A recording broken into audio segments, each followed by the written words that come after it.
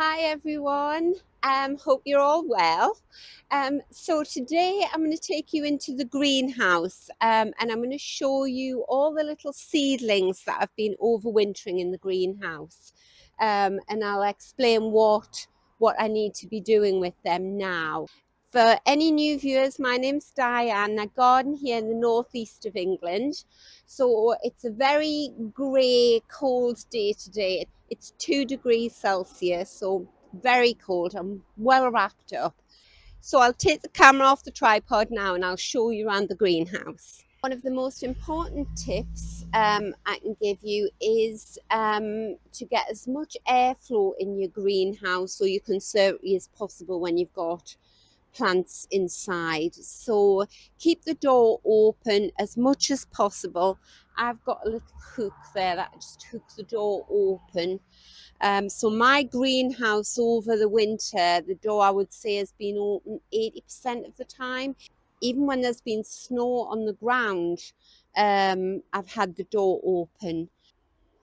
Because what I noticed on the days when I had the doors and windows closed is that I couldn't actually see through the glass. It would all be covered in condensation, and then there's nowhere for that moisture to go, and that's how you get mold and disease. So lots of nice fresh air for at least a good few hours every day, and then on a night time I would just come out and lock the greenhouse up, and that kept a bit of the heat in. But as I say, I've never had heat in this greenhouse. This greenhouse is relatively new for any new viewers. But for many years, I've used my late father-in-law's greenhouse, who used to live around the corner. I've used my conservatory. That was another thing that I noticed when I used to have all these seedlings in my conservatory, and I would get sort of like a black mold on the windowsill, which you really had to scrub with a bit of sieve or something to get that mold off. And then I started having the windows open in the conservatory, and that's when I realized the difference that good ventilation makes. The other tip that I can give you that I know works, because I do this now, is that I keep all of my seedlings extremely dry. All of these seedlings, I would say I've probably only watered these seedlings twice since November, say, and here we are, the beginning of March. So yeah, you can see really dry. I came in a few days ago and watered them because I noticed that some of the larger ones were going very limp. These wallflowers, for instance, were going limp. Some of the Ammi majus, but I gave them the minimum amount of water I could. And that's when really I noticed that actually I need to get in now and start potting these up into bigger individual pots now, and then they will just romp away. It's really a sort of waiting game. You're sort of hedging your bets, because it's not the cold that kills my plants, it's the cold and the wet. It's having them sitting in wet soil and then the temperatures plummet, the soil freezes, and that's when you can lose some of your plants. Whereas when they're on the drier side and they get cold, they might be a bit limp when you walk in the morning, but as soon as the temperatures start to rise, they pick up. So keep your seedlings on the dry side, because they're dormant, they're not needing to take up water, they're not needing to take up food until they start growing. So I've got a lot of Ammi majus. I'll put a picture up of what this is like. It's very tall in my garden. Some of them grow up to about 6-7 foot tall, and you get a lot of frothy white flowers on it. It's beautiful.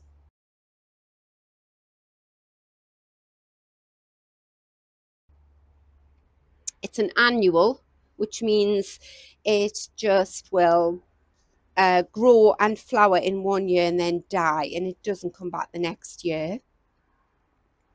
So you have to sow seed every year. So that's Ammi majus. This lovely plant here is Rebecca Solar Eclipse.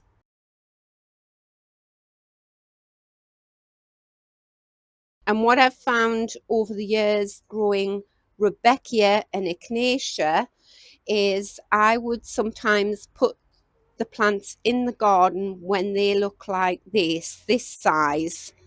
And then all the other perennials would grow. I would lose sight of these, and then I wouldn't know where they were and they wouldn't come back. So my intention this year is to take them out of these little modules and plant them up and grow them on in a bigger pot, maybe a 1 or 2 litre pot this year, but keep them in the pots, and then I'll plant these ones in the garden probably next year. That's my intention anyway. Now this is an interesting seedling. I didn't know you could get this. This is White Honesty. They look lovely and healthy, and again almost bone dry, the compost, but lovely and healthy and green. If you come in and your seedlings are looking like this, like the leaves going yellow, it means that they're a bit sickly. And if these seedlings were yellow, it would mean that they'd taken up all the nutrition out of these little modules here and they need potting on. And then down here we've got snapdragons or antirrhinums, that's the botanical name.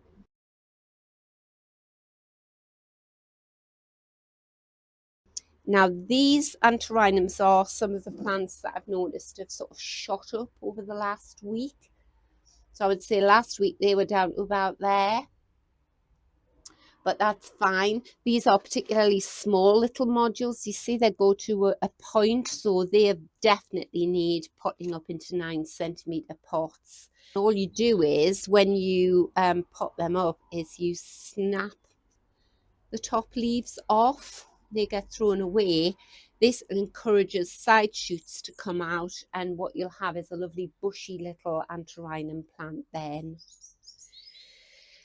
And then up here I've got wallflowers. What colour are these? White wallflowers. What are these? Wallflowers, not sure of the colour. I'm sure we've all done that. We have a tray of seedlings and you forget to put the label in. So because I have a white garden, I didn't want to accidentally plant coloured wallflowers in it. So that's why I put not sure. I'll put these in the side garden. These ones have just taken off.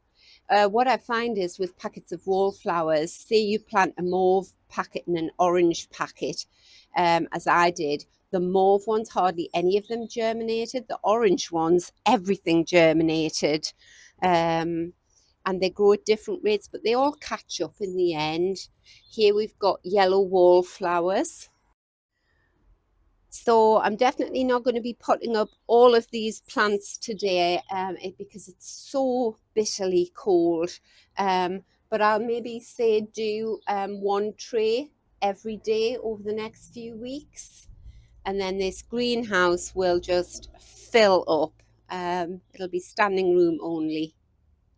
Right, so I'm going to start off with the plants which are most desperate to get out of their modules, and I think it's these little snapdragons. You can you see the roots coming out the bottom there?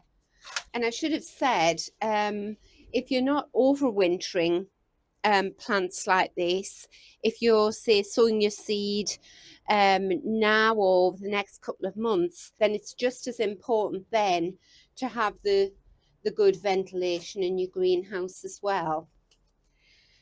So I'm going to use, I usually use 9cm pots, but I'm going to use these little module trays here because what I find is that they are just the right depth to go on this little shelf.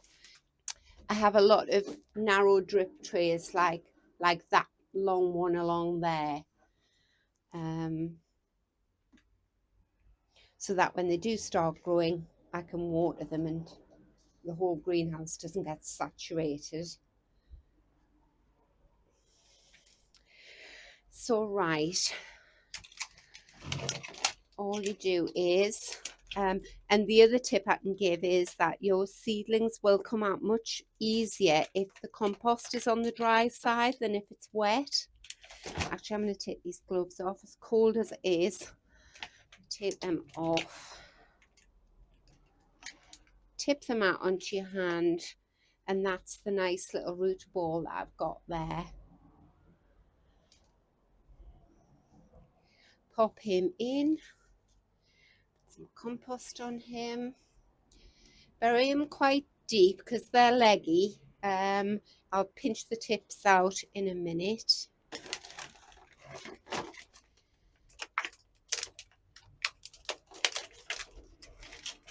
But if you haven't got that, if you've just got a kitchen window or a porch or something like that, then you just sow your seeds accordingly if you can.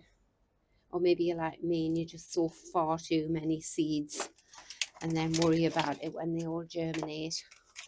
I just love having young plants to look after over the winter because they're long months, aren't they, before you can start gardening again. And what you're trying to do is get them out without damaging the root and without damaging this stem as well. Go, that's one little module done. Pop your label in. I haven't got a huge selection of seedlings in this greenhouse at the moment. Once the spring gets underway and you're sowing lots and lots of seedlings, then do try and remember to put your labels in.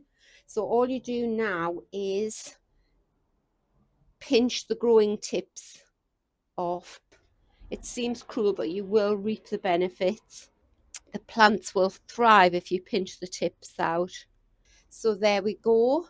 I'll find a drip tray, pop them on, and then I actually will water these from the top because I want the whole of the soil to be wet. And then I'll just water them when I think they need it by doing the finger test, which is just when you poke your finger into the soil. And you can tell, even if the top looks dry, if you put your finger in and it's moist underneath, then don't give them any more water. Right, and this is just a peat-free compost. Right, so the next ones that are desperate to get out in bigger pots are these Ammi majus. So you can see the actual height of the young plant there, and he's in a tiny little pot. I think I've only been out here half an hour with no gloves on, and I can't feel my fingertips already. Right, let's get you out. These little trays and that, some of them are splitting. It's because they are years old. I never throw any plastic away until it's absolutely useless. Right, come on, you're going to come out. It's this big one here. Oh wow. Try and disentangle him. So yes, you can see how root bound he is in there. Pop him in there.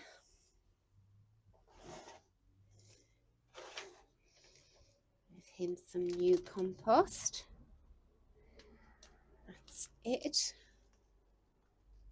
And just like the others, I'm going to nip the growing tip out of these ones as well.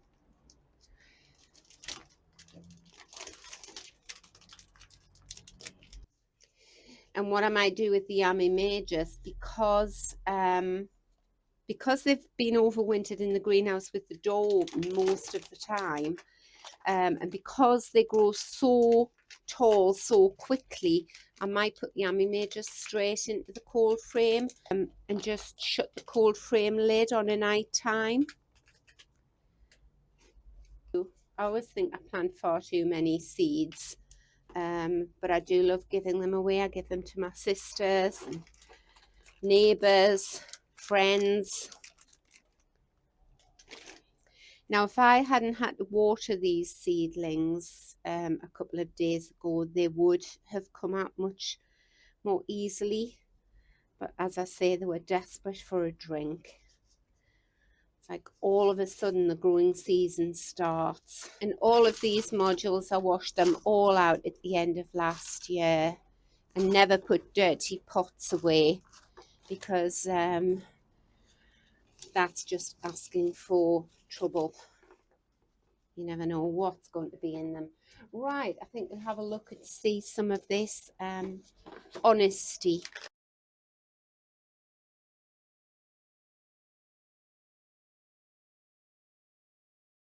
Right, so you can see there, the roots have gone down, then they can't get any further, so they've just started wrapping themselves around the bottom. But and that is a lovely dry plug. That's come out really easily. So get them in there. See how easy they come out when they're dry. And then obviously you put them in the drip tray and you give them a good soak, a good drink.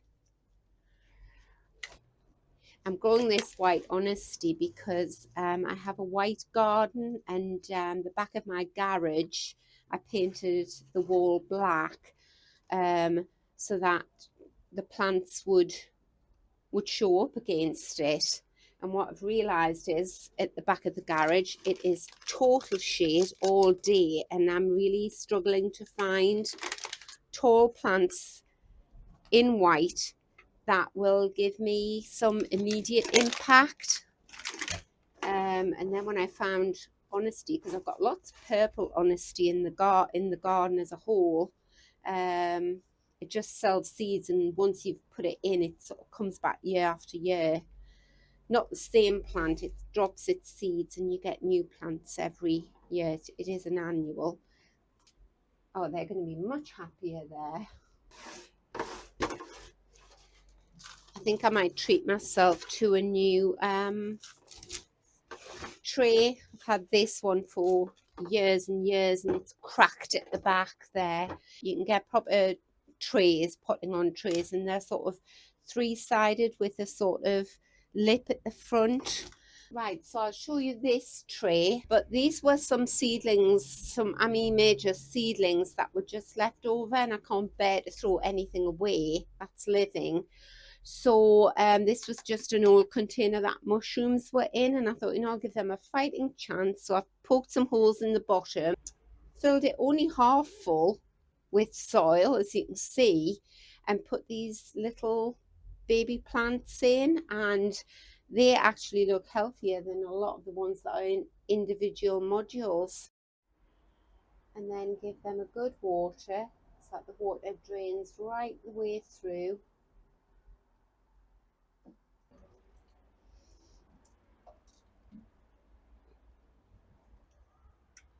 And then already that's dripping through and going into the tray beneath it. And then over the next few hours, the little plants will just soak up the excess water, and any that's left I'll drain away so that they're not sitting in water. And then you may have noticed me popping these ones into what looks like a seed tray, but it has no holes in the bottom. And they were giving these away free at a local garden centre last year. So I think I got about 10 of those. I went to the checkout to buy my stuff, and the girl said, "Oh, do you need any trays? Just take them." And since then, I've noticed a lot of garden centres just have a pile where they put all of their surplus pots and trays and things. Saves them going into landfill. So do watch out for that when you're shopping. They're so handy because just like just like this grey tray here. I'll show you what this looks like. There you go. You have to have something like this so that when you water it, it's all the water isn't just pouring down from your shelves. I'll just show you this tray that I'm just putting up. So these are Ammi majus, and look at the roots coming out the bottom on them.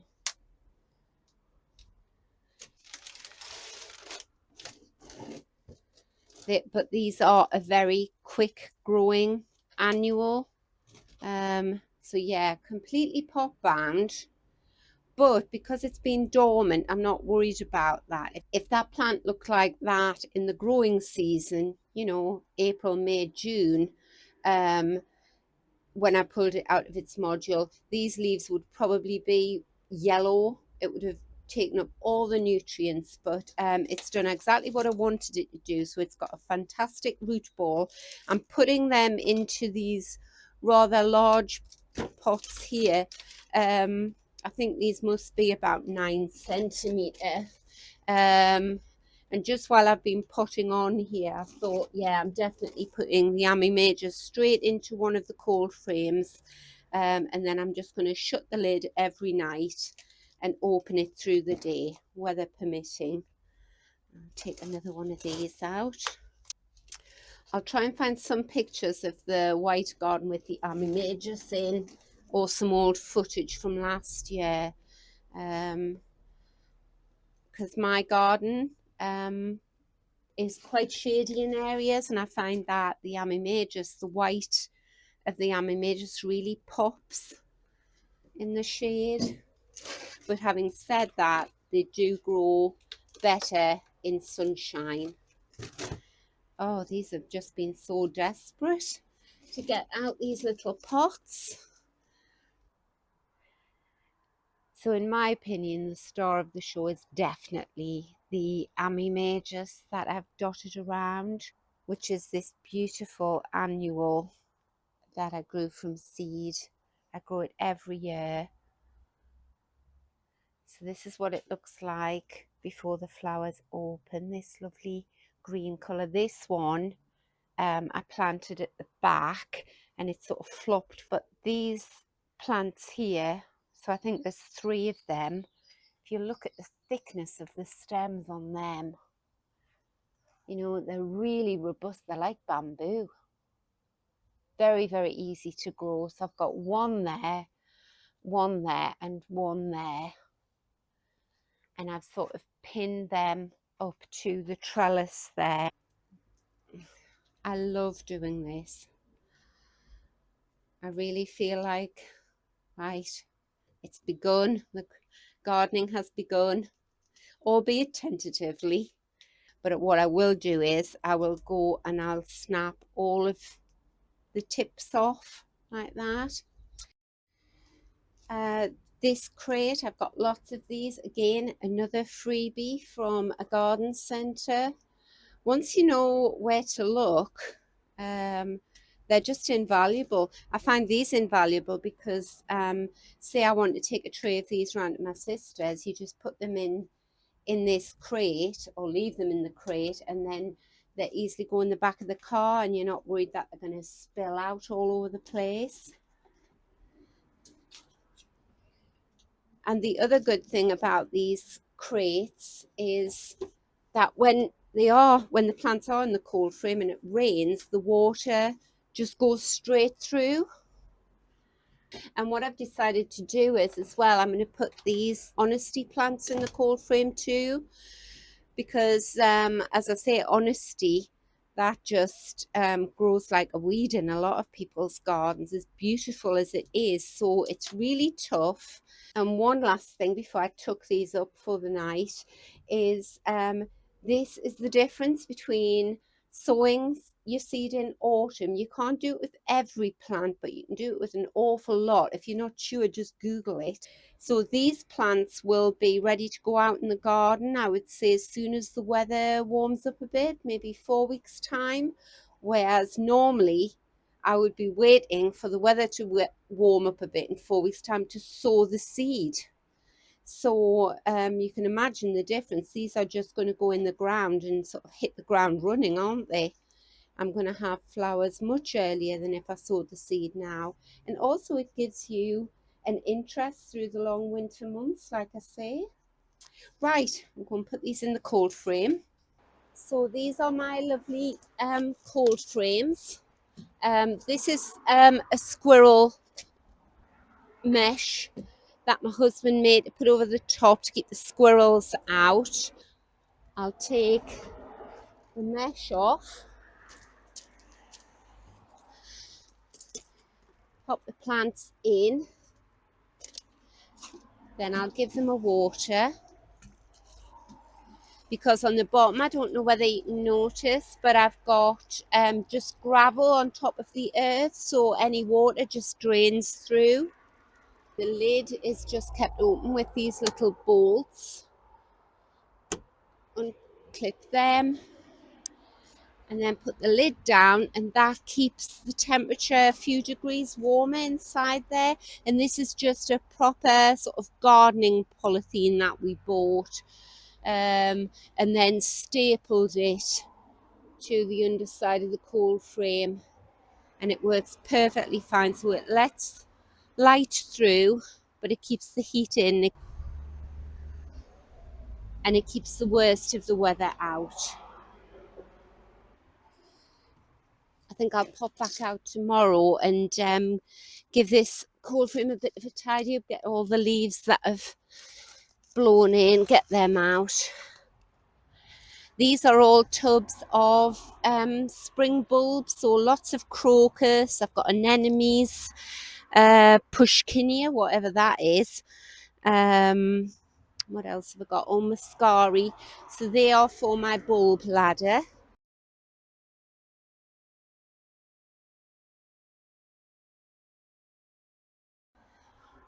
Give everything a water.